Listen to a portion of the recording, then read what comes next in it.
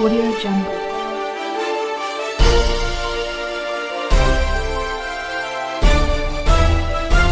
Audio Jungle. नमस्कार साथियों, आज हम ऐसे शख्स का इंटरव्यू करने वाले हैं जो आंखों से विकलांग होते हुए भी अपने मुकाम को हासिल किया है। जिनका नाम है आर.डी. राजू। आप जो अलमारी देख रहे हैं मेरे पीछे में, इसमें जितने भी कैंडल के सारे सामान बनाए उनके द्वारा बनाया जाता है और इनका व्यवसाय है। साथ में इनका व्यवसाय काफ़ी बड़ा है और विकलांग व्यक्तियों को भी प्रशिक्षण देने का काम करते हैं। आज हम आर.डी. राजू से बात करेंगे और ये आर.डी. राजू जी का व्यवसाय है। आप देख रहे होंगे ये फार्चून का दुकान है और ये सारा कुछ यहाँ पर अवेलेबल है, खाने पीने का चीज़, राशन। और ये काफ़ी पुराने व्यवसायी हैं और जो विकलांग व्यक्ति होते हुए भी काफ़ी अच्छे व्यवसाय कर रहे हैं और काफ़ी दिनों से कर रहे हैं। ये दुकान फ़िलहाल इन्होंने करीब 1 साल हो रहा होगा, लेकिन इनका व्यवसाय का इतिहास बहुत पुराना है और इनसे अभी हम लोग बातचीत करेंगे कि क्या क्या काम करते हैं, कैसे करते हैं, ये व्यवसाय में क्या क्या करते हैं। आपका नाम क्या है? मेरा नाम आर.डी. राजू है। आप रहने वाले कहाँ के? मेरा नेटिव प्लेस है तमिलनाडु, जमशेदपुर में ही। हम बचपन से मेरा जमशेदपुर से ही है। अच्छा, आपको विकलांगता आंखों से है, हाँ। कब से हुआ? ये बहुत ही छोटी उम्र से, मतलब बचपन से? बचपन से, हाँ।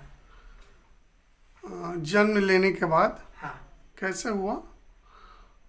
ये कुछ नर्स कमजोर है बोला था डॉक्टर ने, ऑपरेशन वगैरह हुआ था, सक्सेस नहीं हुआ। अच्छा, उस वक्त क्या एज होगा आपका? लगभग 4 साल की उम्र में ऑपरेशन हुआ था। उसके बाद में थोड़ा बहुत हल्का फुल्का चोट लगा, वही बहाना से पूरा धीरे धीरे घटते हुए 8-9 साल की उम्र से पूरा टोटल ब्लाइंडनेस हो गया। आपने शिक्षा कहाँ तक ग्रहण किया? शिक्षा हम 2 बार ब्लाइंड स्कूल में भर्ती हुए थे।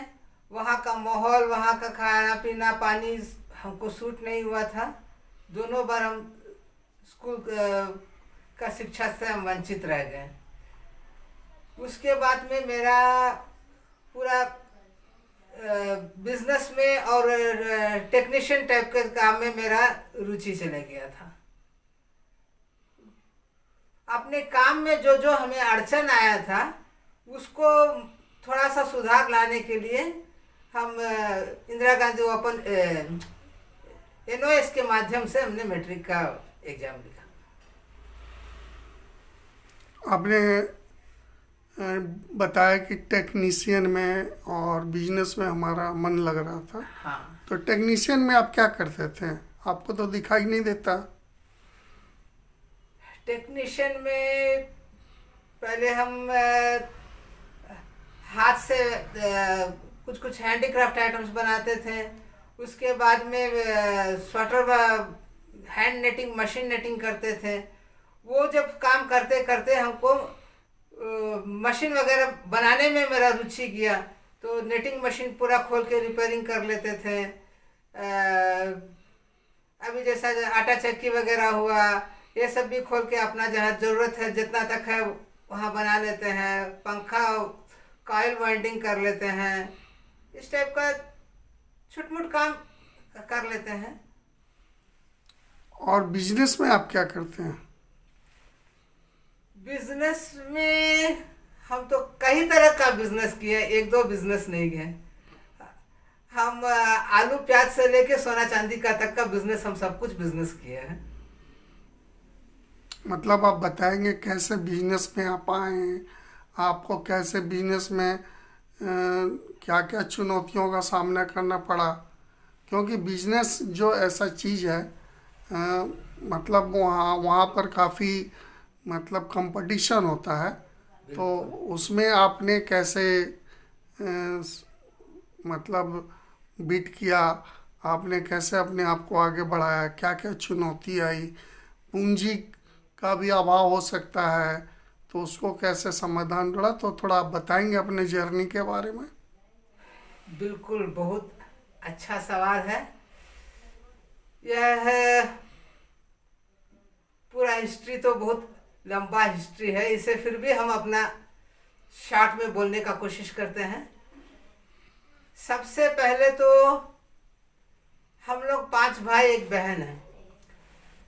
मम्मी जब हम लोग छोटे थे उस समय अपना हाथ से स्वेटर बनाती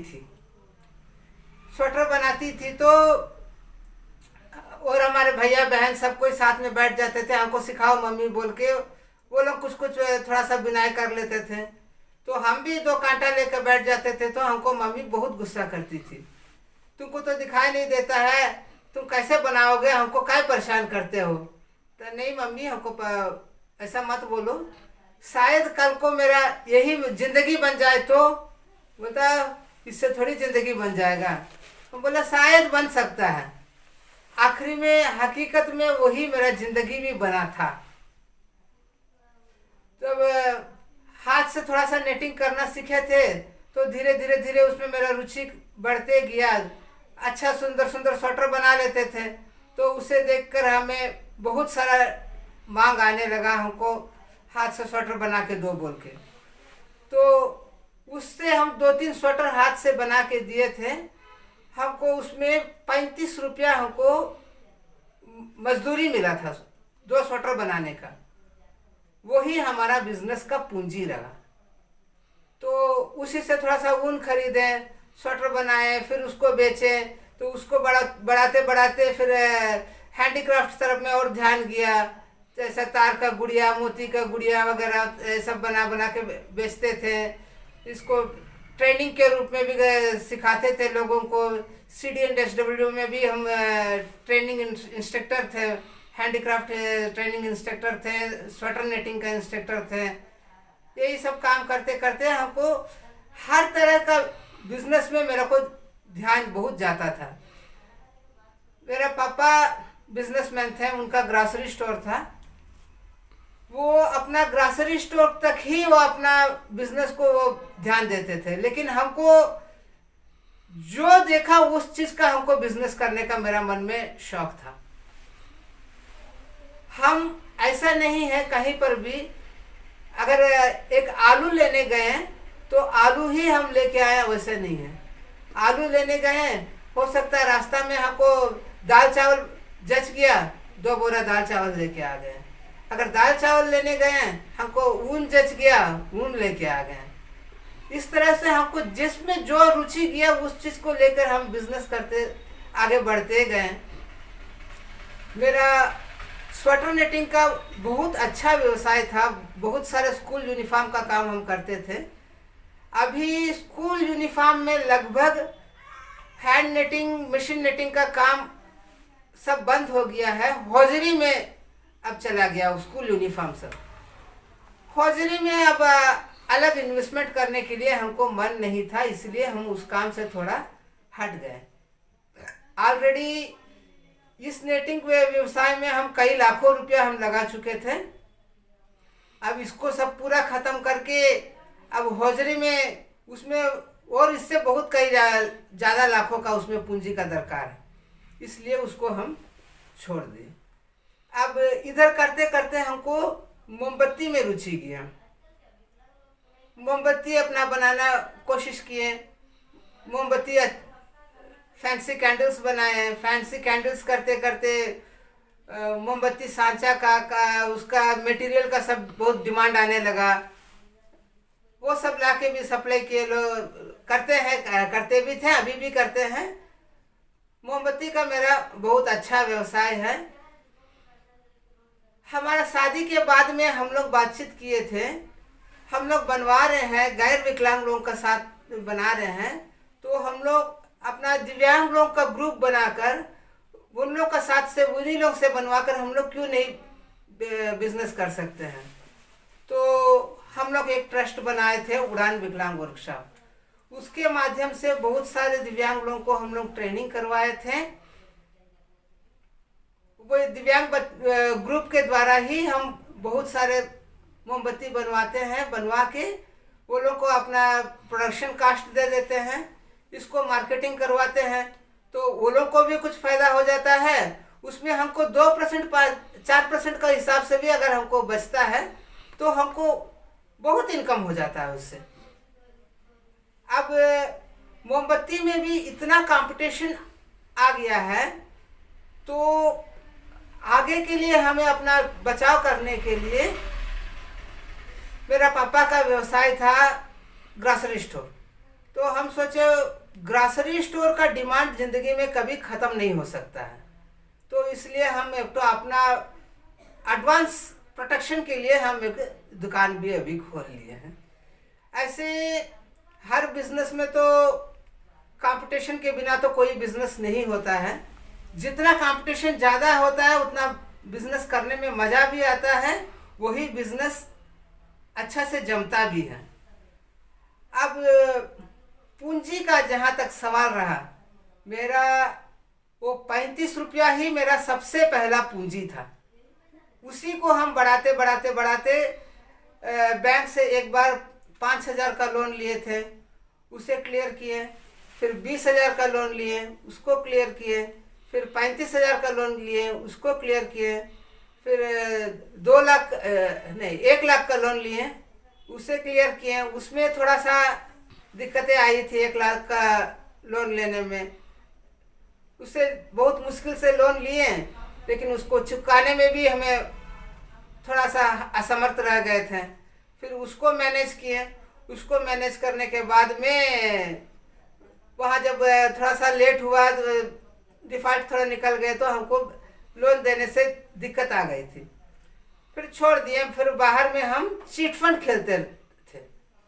चिट फंड के माध्यम से ही हम अधिकतर अपना बिजनेस को डेवलप किए।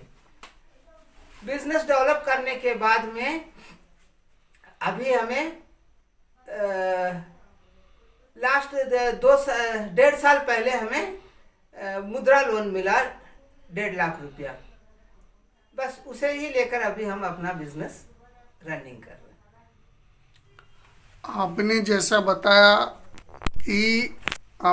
बताया कि हम लोग उड़ान के माध्यम से विकलांग लोगों को प्रशिक्षण देते हैं और मोमबत्ती और कैंडल बनाते हैं, उसे सेल कराते हैं।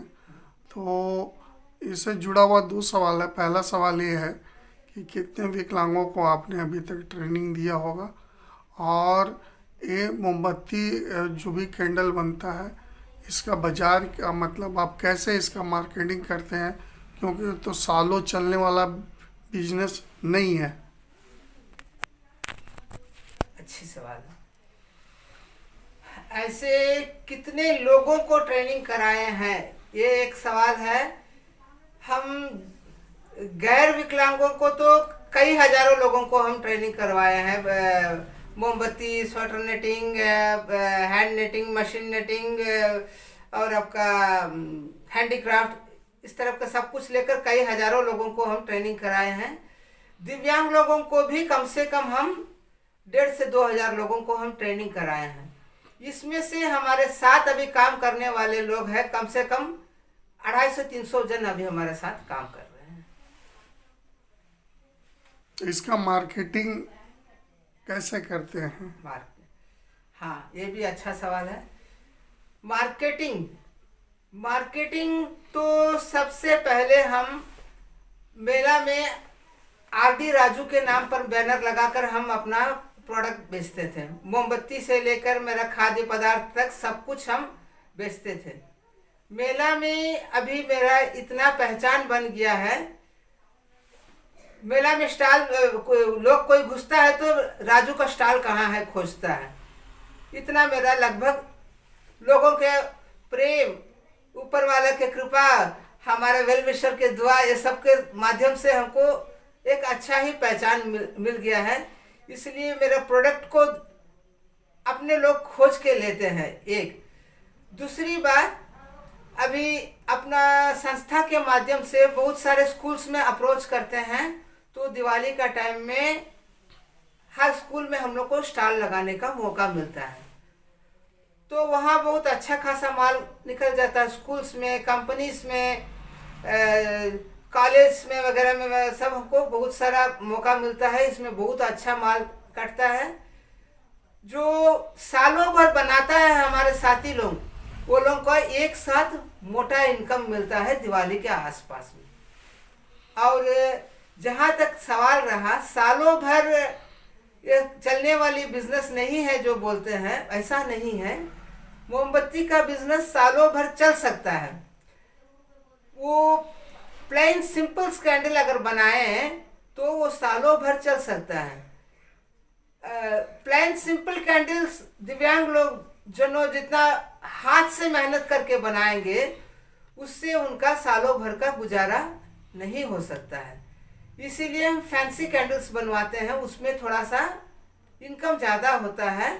तो हर महीना या हर दिन उनका हाथ में पैसा नहीं मिले तो भी साल में एक बार भी मिले तो उनको अच्छा मोटा रकम, जो कि सालों भर का भरपाई कर सके, उतना इनकम वो लोगों का हो जाता है। अच्छा राजू जी, ऐसा है कि आपके फैमिली में कौन कौन लोग हैं? हमारा फैमिली तो बहुत बड़ा फैमिली है। हम 5 भाई 1 बहन हैं। सब भैया लोगों शादीशुदा है। हम भाई में सबसे लास्ट हम हैं। हमसे नीचे बहन है। सबका अपना अपना बड़ा परिवार है। अभी फ़िलहाल कुछ सालों से मम्मी पापा का गुजर जाने के बाद में हम लोग सब अपना अपना जगह, अपना अपना परिस्थिति को लेकर अपना बिजनेस संभालने के लिए, अपना या अपना रोजगार संभालने के लिए सब अलग अलग जगह में अपना सेटल हो गए हैं। अभी फ़िलहाल हम और मेरा पत्नी 2 ही जन हम लोग का यहाँ अलग रहते हैं। आप अपने पत्नी के बारे में कुछ बताएंगे? बहुत अच्छा सवाल है। अपना पत्नी के बारे में बोला जाए तो वो भी एक लोकोमोटर डिसेबल्ड है। हमने पहले से सोचा हुआ था, अगर हम किसी से शादी करेंगे तो एक दिव्यांग व्यक्ति से ही हम शादी करेंगे। उनकी सोच भी यही थी कि अगर हम शादी करेंगे तो एक ब्लाइंड व्यक्ति से शादी करेंगे। तो एक हमारे दोस्त परवेज अतहर है, उनके माध्यम से हमारे मेरा पत्नी जी के नाम हेमंती महतो है। हेमंती महतो से परवेज के द्वारा मुलाकात हुआ था। तो हम लोग दोनों अपना बात विचार किए थे। तो हम लोग दोनों को एक दूसरे से अपना विचार बहुत मेल खाया। तो हम लोग सोचे हम लोग दोनों का जोड़ी बहुत अच्छा रहेगा। तो हम आकर अपना परिवार में बताएं ऐसा ऐसा बात है, मैं फलाना जन से मिले थे, हमको अच्छा लग रहा है, हमको करने का मन है। तो मेरा परिवार में तो सबको ही बोल दिया, अगर तुम अच्छा से परख के देख लिया, तेरा को पूरा विश्वास है तुम लोग का ज़िंदगी अच्छा कट सकता है, तो हम लोग का तरफ से कोई आपत्ति नहीं है, तुम लोग कर सकते हो। लेकिन उनके परिवार वालों ने कोई राजी नहीं हुआ था। तो उनको मनाने में बहुत मुश्किलें हुए। तो उनको मनाने में हमारे दोस्त लोगों बहुत सारे लोग साथ दिए। जैसे रवि शास्त्री और उनके वाइफ फर्स्ट स्थान में थे। उसके बाद में हमारे अरुण जी थे, सोनाली थी, नंदू, विवेक, बहुत सारे लोग के सहयोग से उनका परिवार को मनाया गया। तो परिवार भी आके देख के वो बहुत सारे अपना इंक्वायरी सब किए थे, सबसे पता किए, तो आखिरी में वो लोग राजी हो गए। तो अभी हम लोग कोई भी कुछ भी काम करते हैं तो दोनों मिलकर ही हर काम करते हैं।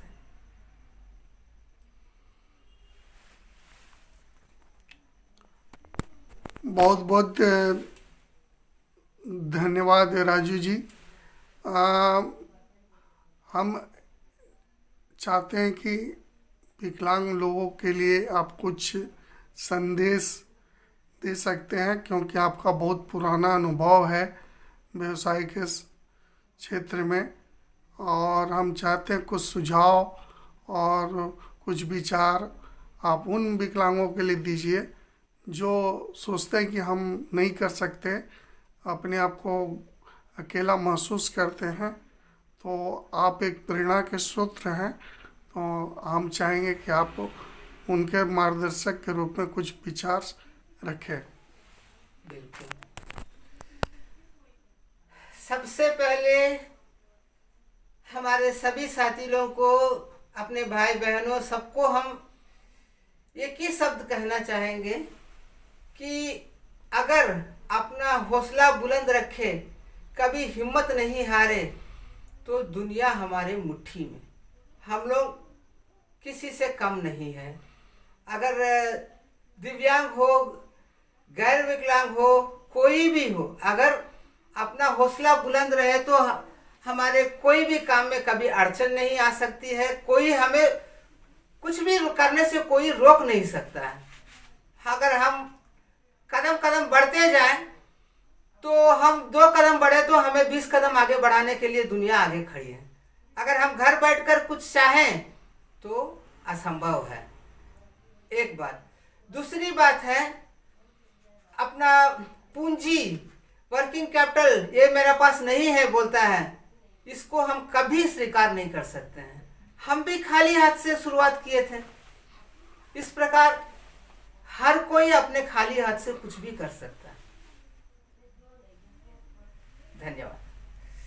निवेदन है कि हमारे चैनल विकलांग वाणी को सब्सक्राइब करें, लाइक करें, शेयर करें और जम के आप अपना प्यार दें।